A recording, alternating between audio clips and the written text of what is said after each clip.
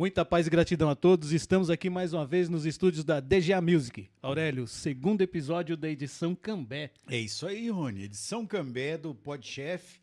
Uma realização de quem, Rony? Da Política Nacional Aldir Blanc, PNAB, Secretaria Municipal de Cultura de Cambé, Prefeitura Municipal de Cambé e Ministério da Cultura. Isso aí, Rony. Hoje, nesse segundo episódio, nós vamos falar um pouco de história. Nós vamos ficar, né, Aurélio? Eu e você, na verdade. Nós já somos, né? Eu acho que a gente já está aí como peça. É que já, assim, né? esse programa foi criado para contar histórias. E hoje a gente trouxe uma pessoa que é apta para isso. Que entende. É doutor na história, né, cara? Doutor. Além de doutor de história, é advogado, é mestre, né? Tá fazendo doutorado também. Doutorado, tá fazendo, falar dessas coisas aqui. Né? Mas trabalha no Museu de Cambé, presta um grande serviço para a sociedade de Cambé, na preservação do patrimônio histórico e cultural de Cambé, que para quem não conhece é uma coisa muito importante. E é um dos museus... Você ter a sua memória preservada. E sem delongas, estamos com Eduardo Pavinato. Muita paz e gratidão, seja muito bem-vindo. O espaço é teu, seu Eduardo. Muito obrigado, Rony. Muito obrigado, Aurélio. Prazer, eu assisti a vocês pelas mídias sociais.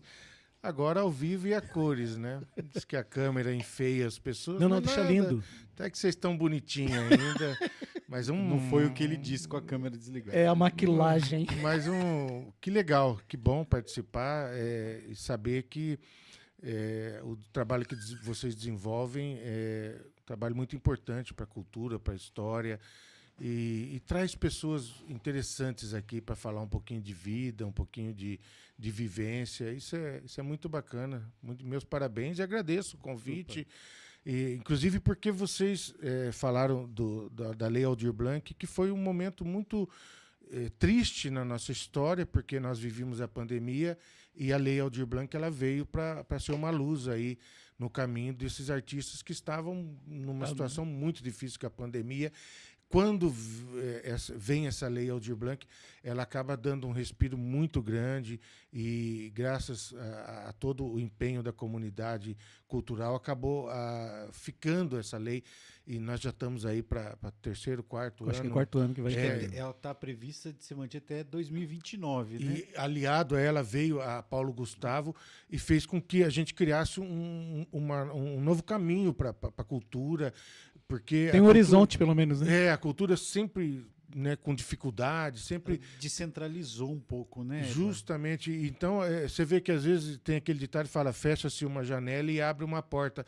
Justamente no momento em que a classe cultural estava numa situação terrível, porque a pandemia não permitia fazer nenhum tipo de evento, nenhum tipo de atividade pública e tal, a lei acabou dando esse suporte, ajudando muitas pessoas da área de cultura e está aí sempre se renovando, cada nova edição uma nova realidade e quiçá que permaneça, porque a classe cultural ela merece, essa classe cultural sofrida, essa classe cultural que tem que lutar todos os dias com muita garra para não perder o espaço que tem e que legal, né? Estamos aqui hoje falando disso, de cultura, de Lei Aldir Blanc, de Lei Paulo Gustavo e das coisas legais da nossa sociedade, né? E o melhor de tudo é que a gente sabe que isso vai ficar arquivado, catalogado,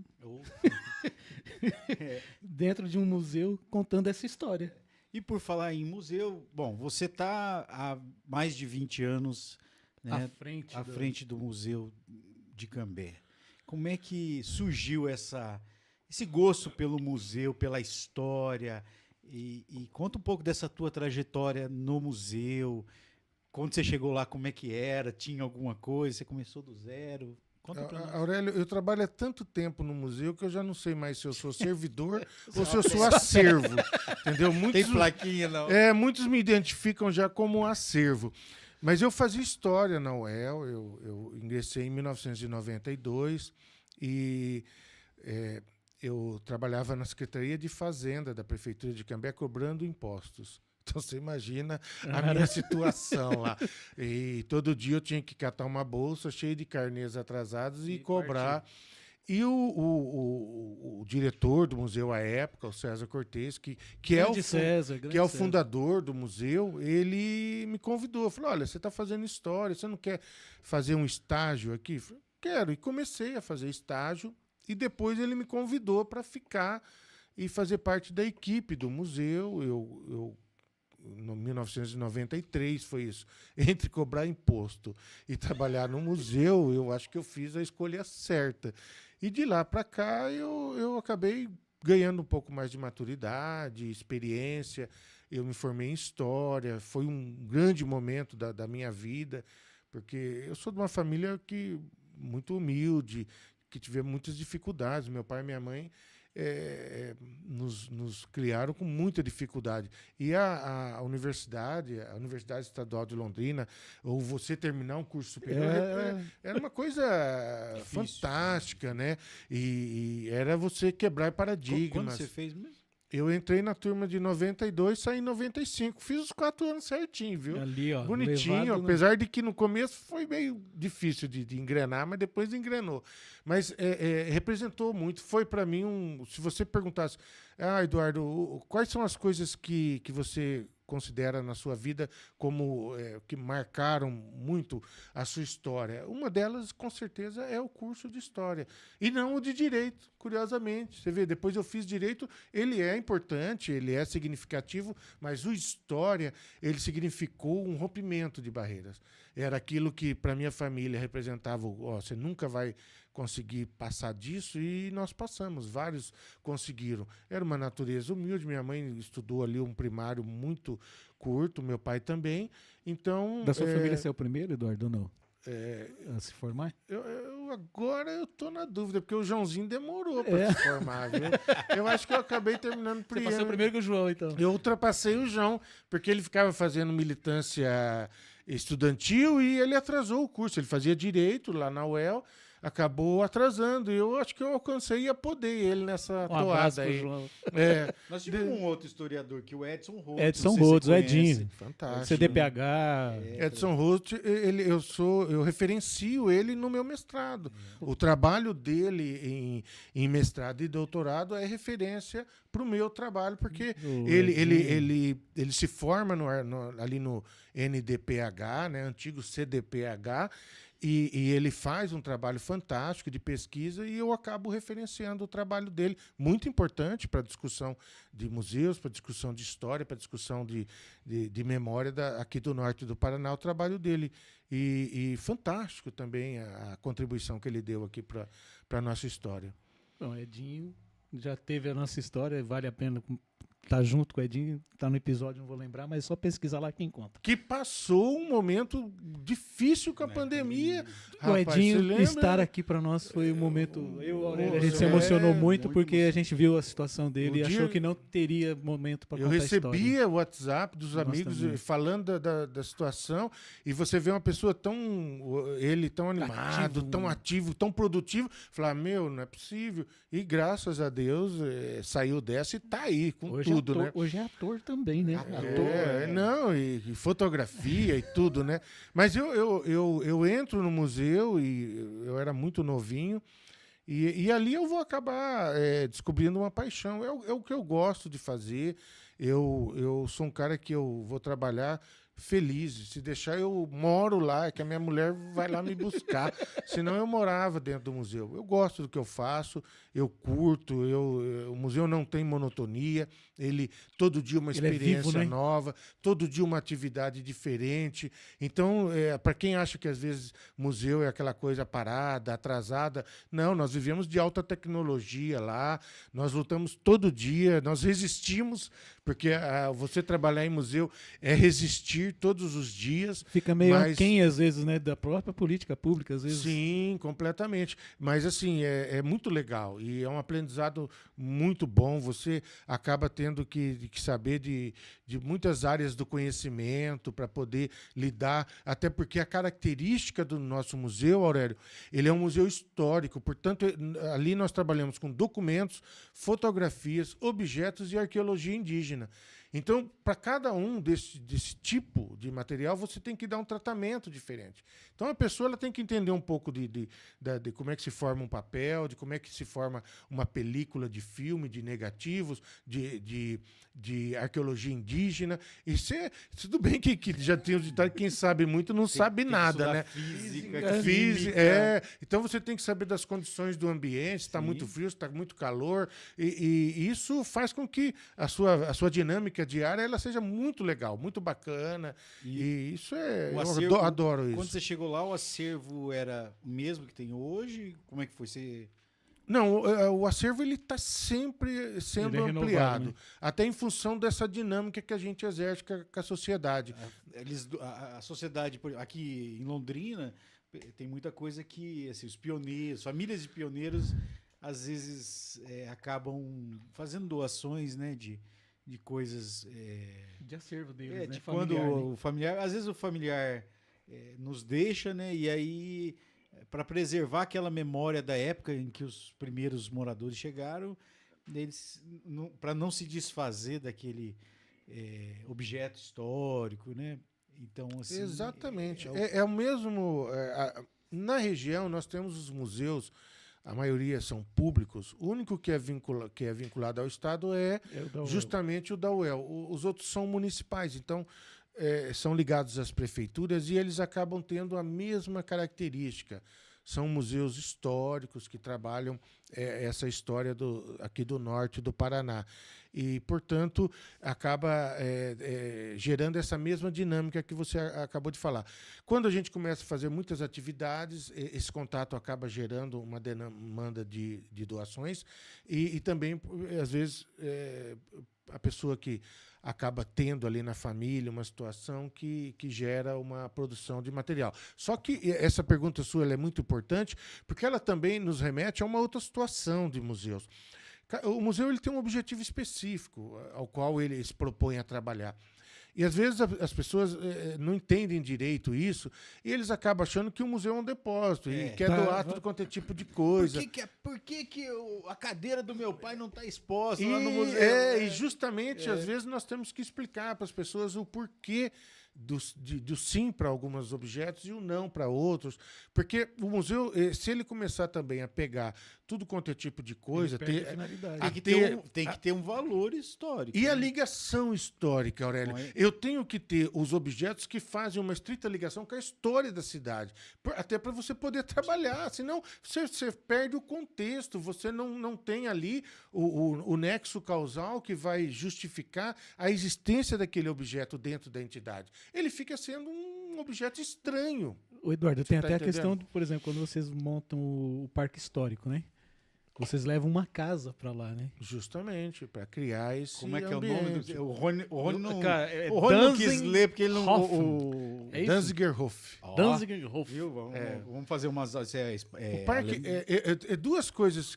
Antes, o Aurélio fez uma provocação aqui a respeito dessa questão dos objetivos do museu. Eu queria só falar uma coisa que é muito importante e que faz referência ao Museu Histórico de Cambé. Primeiro, que ele está fazendo 40 anos, Aurélio e Rony. E segundo, que o Museu Histórico de Cambé ele nasce um museu histórico voltado à história da reocupação recente, que é a Companhia de Terra, os pioneiros e o memorialismo. Em determinado momento, a equipe, à época, eles têm um insight de que faltava aí, nessa história, um personagem que é muito importante aqui para a nossa região, que era justamente os povos indígenas. Então, uma coisa que a Universidade Estadual de Londrina, o pessoal do Departamento de História, eles debatem muito, é justamente esse apagamento da história dos povos indígenas. Então começa-se a haver um movimento que vai identificar essa falha e começa a ser produzido muitos materiais que vão contar essa história. O próprio Edson, que nós acabamos de falar, no livro dele, ele debate... uma outra justamente, via da história. Ele expõe...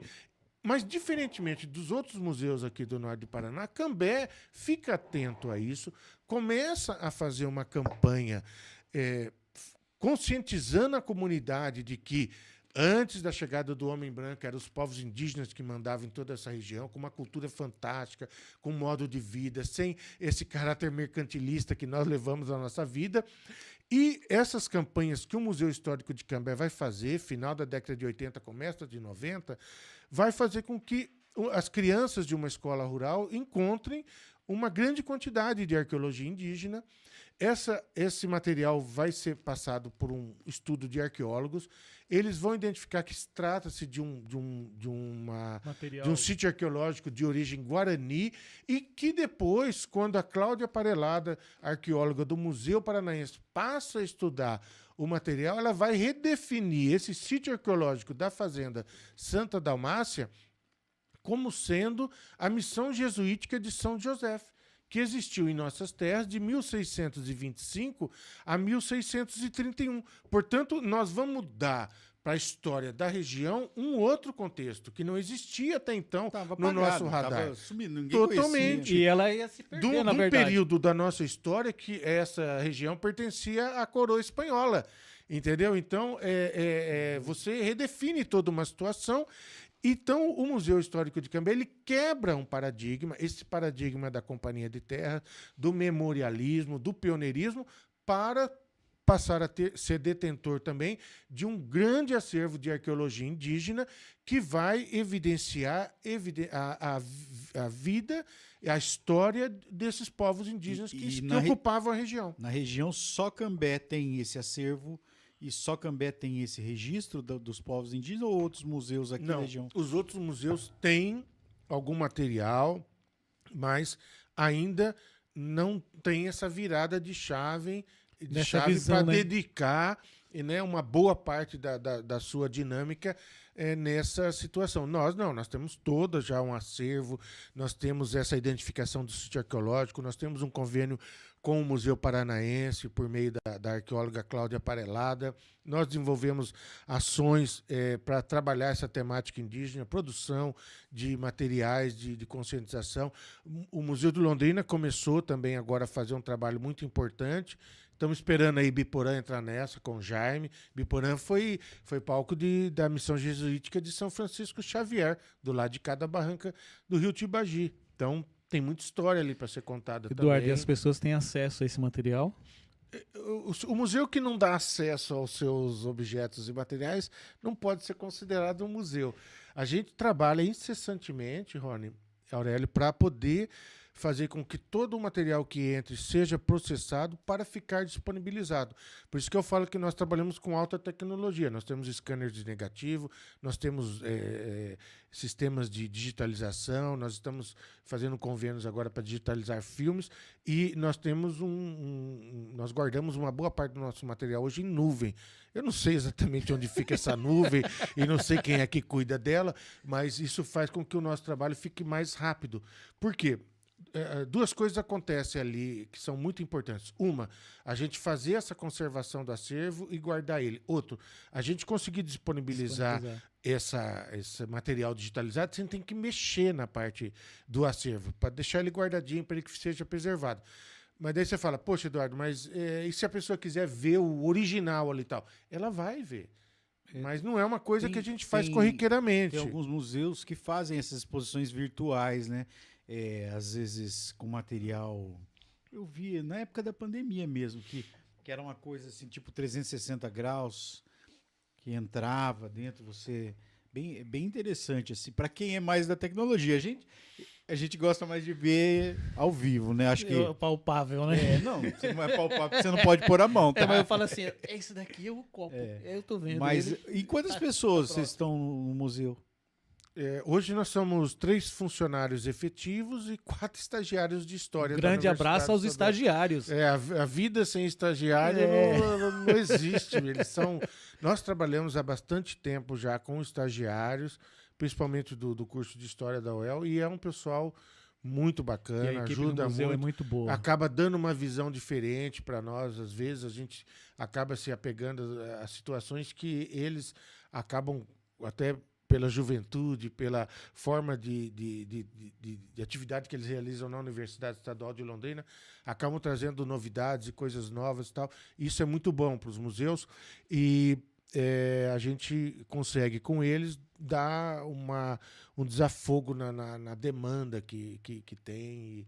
E isso é muito bacana, entendeu? Mas ainda precisamos, se fosse ver, nós precisaríamos de muito mais gente ali para poder, se a gente tivesse mais servidores, com certeza o museu conseguiria realizar muito mais atividade. Mas eu quero fazer uma lembrança aqui da sua fala, que nós ganhamos um espaço novo agora, nós saímos de 350 metros, nós fomos para 700 metros quadrados, é o térreo ali do Centro Cultural, e uma coisa que nós estamos trabalhando para inaugurar, agora a gente pretendemos inaugurar em agosto, é disponibilizar para os visitantes uma série de objetos, documentos, fotografias que as pessoas possam pegar na mão, manusear. Inclusive, viu? Corrigiu. Inclusive. É que eu sabia da informação. Porque a gente percebe essa questão. Nós fizemos até um teste lá, nós pegamos uma mala antiga, colocamos um monte de fotografias históricas, mas reprodução, e colocamos a seguinte legenda lá: só mexa se você for curioso. Mas, perfeito. Tá escrito, você falou assim, não mexa, né? E aí, assim, você deixar a pessoa colocar a mão, sentir, e fica, é maravilhoso essa experiência. E agora a gente vai fazer com outros, com aqueles moinhos de café, moinho de milho e tal. É lógico, cuidado para ninguém perder um pedacinho do dedo lá, nada disso. Você podia pôr aqueles ferros de passar na brasa, e a gente fala, eu levo minhas roupas lá, se a pessoa quiser passar. Nós vamos criar lá também uma sessão só de brinquedos antigos que existiam para deixar as crianças... De madeira, justamente, para deixar as crianças manusearem.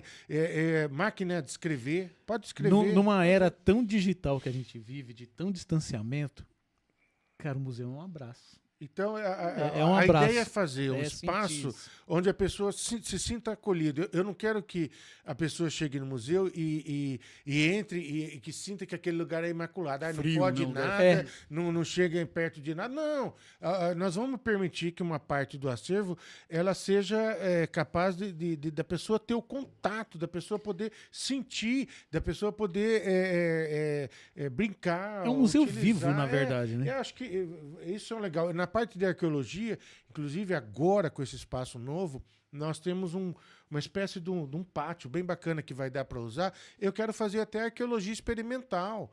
Então, aquele trabalho que nós fizemos lá no sítio arqueológico de recuperação do material, eu quero criar uma oficina que vai reproduzir o cenário de forma que a criança pode ir lá e fazer um trabalho de arqueologia e desenterrar as camadas da história e entender o que é um processo de arqueologia que hoje é muito importante, que acaba desvendando mistérios que estão aí para serem desvendados, entendeu? Eduardo, é uma área maravilhosa, né? Você também fez algumas publicações, né?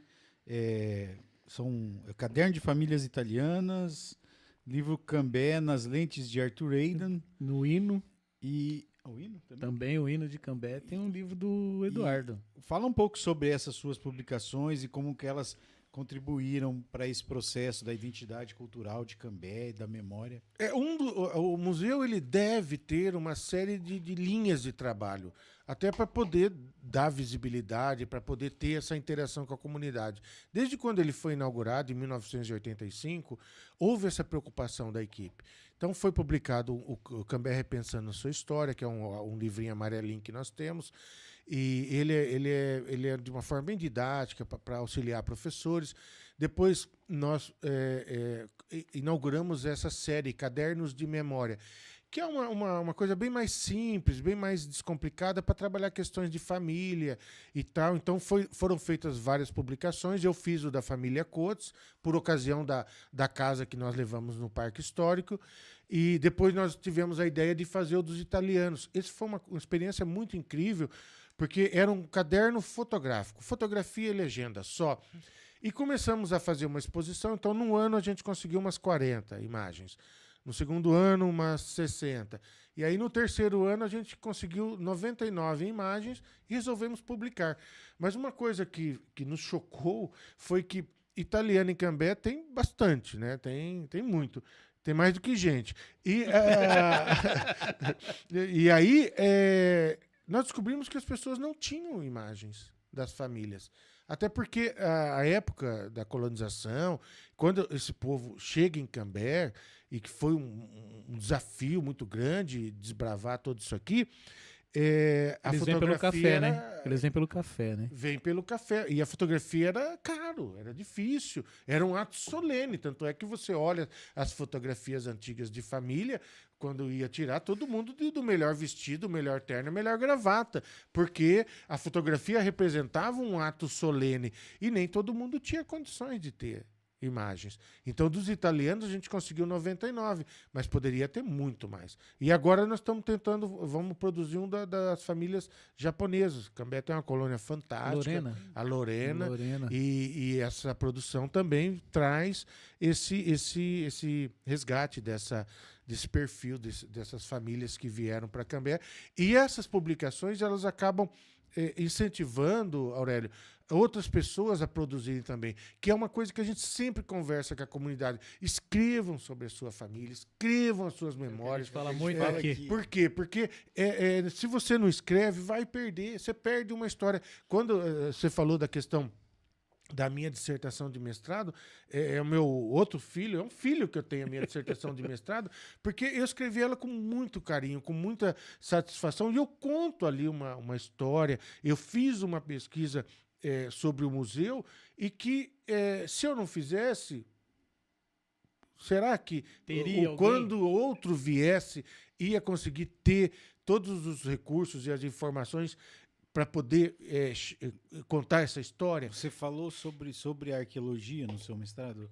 Eu conto justamente esse momento da história em que o Museu de Cambé sai de ser um museu tradicional e passa a ser um museu voltado também para a arqueologia indígena e para os povos indígenas que habitaram essa região norte do Paraná. Ele não é um guardião da história, e sim um disseminador da história.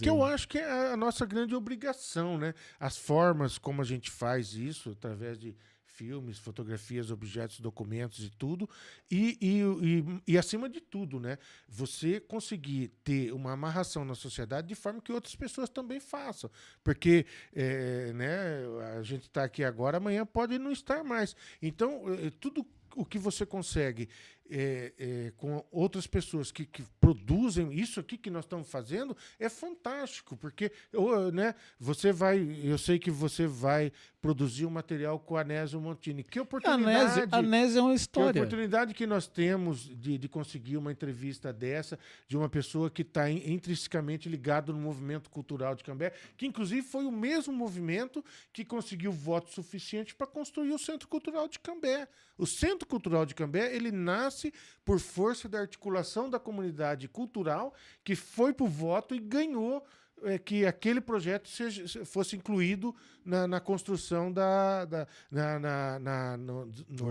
no orçamento de um projeto chamado Gralha Azul, que foi para a cidade. Então, isso é muito importante. E aí, escrever sobre a história da cidade, produzir material, ele é importante porque ele divulga acervo, ele incentiva, e ele faz também com que aconteça outros movimentos. Vocês falaram do Parque Histórico Danzigerhof, ele nasce justamente porque a gente, estudando a história de Cambé, nós descobrimos que aquele espaço onde é hoje o parque era o marco inicial da história. Só para alentar, ele está ao lado da Brasser, onde tem a fábrica do Chopp Brasser. Lá perto do Bratislava. No Bratislava, isso. Vizinho da Brasser, né? Vizinho da Brasser, marco inicial da história de Cambé, que foi um espaço que nós construímos porque a gente entendeu que aquele local não podia ficar ali abandonado, tendo tanta história para ser contada. E é interessante que vocês fazem a condução de uma casa até esse espaço, né? Que e aí, não tinha casa, foi né? muito curioso, porque quando o parque foi construído, era uma área que ela tinha sido até degradada, mas a gente sabia que naquele local, em janeiro de 1932, havia chegado o primeiro grupo de imigrantes que veio para colonizar ali a região. Então a gente conseguiu reservar o lugar, começou a fazer um trabalho e não tinha uma sede, não tinha nada, era uma dificuldade tremenda. Aí nós conseguimos adquirir uma casa que ela estava no meio de uma plantação de soja ali no Bratislava. Era a casa de uma família, a família Zifchak. negociamos, fomos lá, desmontamos a casa e levamos para o parque para ser a sede. Passado um tempo, a gente já fazia com a Universidade Estadual de Londrina um projeto das casas antigas de madeira. Surge a oportunidade de uma outra casa que ficava no centro da cidade, que era, a gente chama de Casa da Família Coates.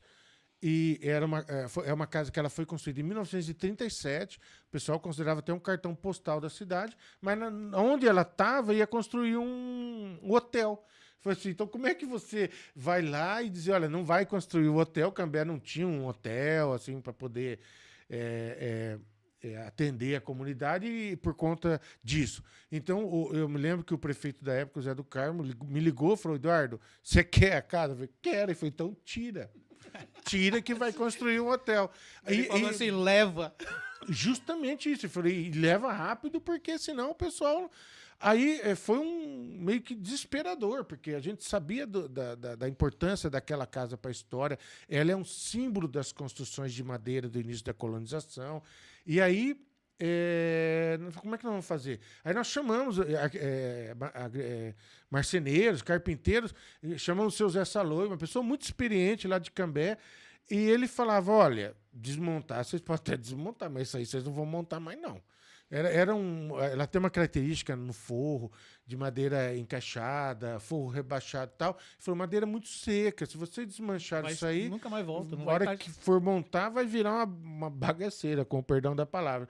E aí eu descobri um senhor que era de Campo Mourão, ele fazia transporte de casas. E eu liguei para ele falou, vou aí ver essa casa de vocês. Chegou, ele mediu e tinha um lugar para passar que era um poste, uma árvore que só passava por ali. Era exatamente o lugar que ela poderia sair. Outro lugar ela não sairia. Ele falou, eu estipulo uma condição. Ele falou, desmonta o telhado, porque é muito pesado, você tem que tirar a telha e tem que desmontar a cobertura, porque ela é muito alta, né? Então ela tem ela de fato é uma casa bem, bem grande. E falou, e desmonta a varanda, o resto eu levo. Aí fizemos um acordo, mas não deu outro. Fomos lá, ele trouxe uns macacos gigantes que eles chamam de chicão, uns tambores, e começou a macaquear a casa, levantou, colocamos em cima do caminhão, levamos para o parque e restauramos ela. E hoje um espaço cultural. Tá lá, vale conferir. Inclusive, você que é de Cambé e não conhece... Tem que conhecer, gente. Até porque o parque ele oferece já muito mais coisas. As trilhas, é um espaço muito bacana. Então vou abrir para você aqui, nós vamos estar com a Mica aqui. A Mica vai contar um pouquinho sobre o espaço. Você vê que por meio da Nova Colab, que é a entidade dela, realizando atividades. Então acabou dando muito certo, porque além de ser um marco inicial da história de Cambé, a gente acabou agregando valor por meio dessas casas de madeira antiga que contam um pouco mais da história da cidade. Até porque, veja bem, é lógico que eu gostaria de preservar todas as casas e eu gostaria que mantivesse todas as características originais de um tempo que já se passou. Mas, economicamente, você não consegue fazer um negócio desse. Como é que eu falo para um cara que mora no centro de Cambé, que tem um terreno de 600 metros quadrados, que ele não pode derrubar a casa dele? Então, você fica... Então, uma opção que a gente Só vale lembrar que a gente sai daqui e vai para fora para ver casas e estruturas antigas, né? Então, e a ideia nossa ali no parque é justamente conseguir uma casa de origem dos povos japoneses, dos povos italianos e tal, e fazer uma vila de casas antigas que vai dar para as pessoas um exemplo do que foi esse período em que a gente utilizava da madeira que tinha nessas terras para se construir as casas para poder viver. Aurélio, nós temos problemas seríssimos aqui, cara. Time, tempo, money. Tempo. Eu só estou começando. Eu acho que nós vamos ter que chamar o Eduardo para uma... A gente teve o Anésio aqui, falamos, vamos ter que trazer o Anésio. Nós vamos ter que fazer uma edição especial depois, fora de Cambé. Fora de Cambé. Fazendo a edição nossa normal, porque os assuntos são maravilhosos. O Eduardo, realmente o nosso tempo é curto, então nós...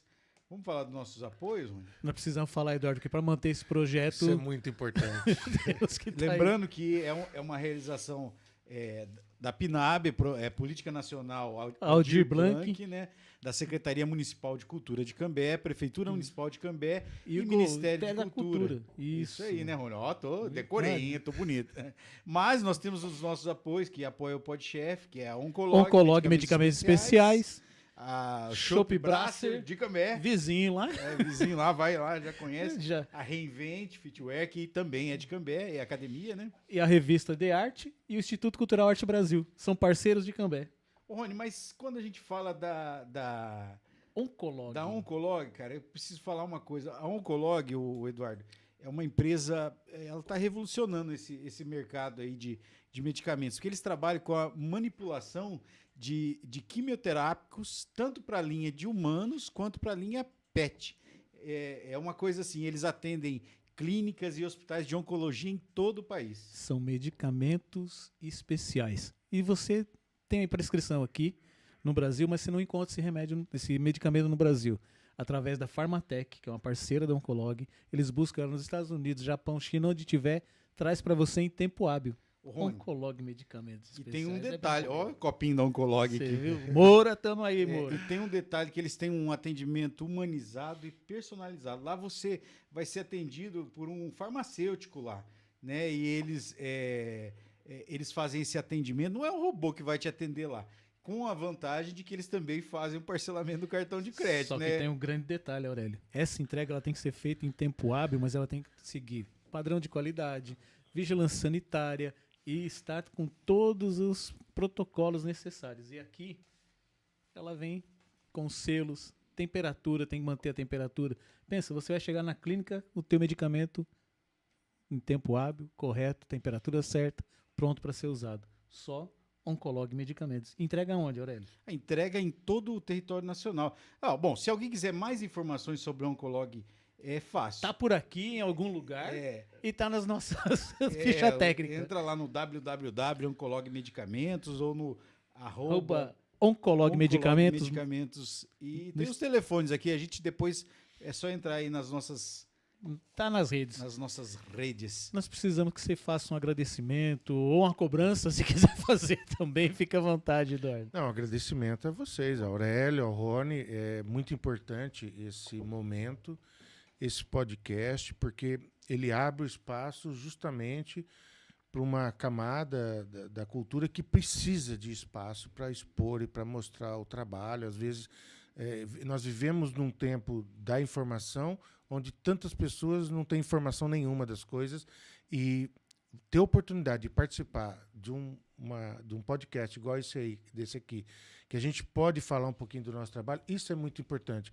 E eu sei que vocês estão chamando outros colegas ligados à área cultural. Que bacana vocês darem essa oportunidade para as pessoas poderem falar daquilo que é a vida, daquilo que é a vivência, porque a gente sabe muito bem que quando a pessoa trabalha com cultura é porque ele gosta. Tem um brilho no olho, né?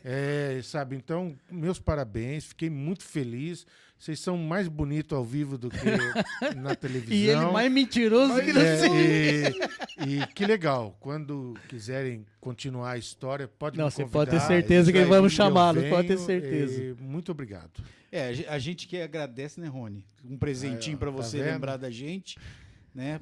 Nas suas horas, se estiver tomando seu chazinho, seu café. Toma o seu cafezinho ali. Dizer que esse projeto é um projeto que tem a intenção de mostrar o que é desenvolvido em Cambé, né? Porque não só para as pessoas de Cambé, mas para o mundo. A gente espera que o mundo conheça mais sobre a cultura de Cambé e que possa, de repente, através das suas palavras aqui, ter a vontade de ir lá conhecer esse museu e conhecer os outros projetos culturais que vão passar por esse nosso projeto aqui, que a gente vai ter a oportunidade de mostrar. E ele vai vir aqui para falar para nós sobre Danzig e Cambé. Então, assim, quem não conhece, conheça lá os espaços, tanto o museu quanto como é que é o nome o Parque Histórico. Parque Histórico, né? O Eduardo é uma pessoa muito bem humorada. E acessível. Muito acessível, uma pessoa que está aí lutando, né?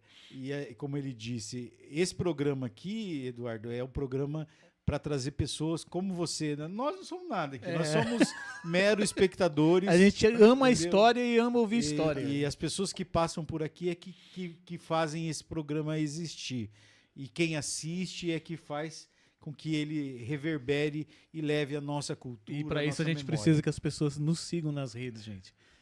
@podchef no YouTube, @podchef oficial no Instagram, @podchef no Spotify ou hashtag, arroba, em qualquer lugar encontra a gente, faz favor. Isso aí. Sabe por que tudo isso pode acontecer aqui, Eduardo? Não, por quê? Porque aqui pode chefe! Muita paz e gratidão. Legal, valeu.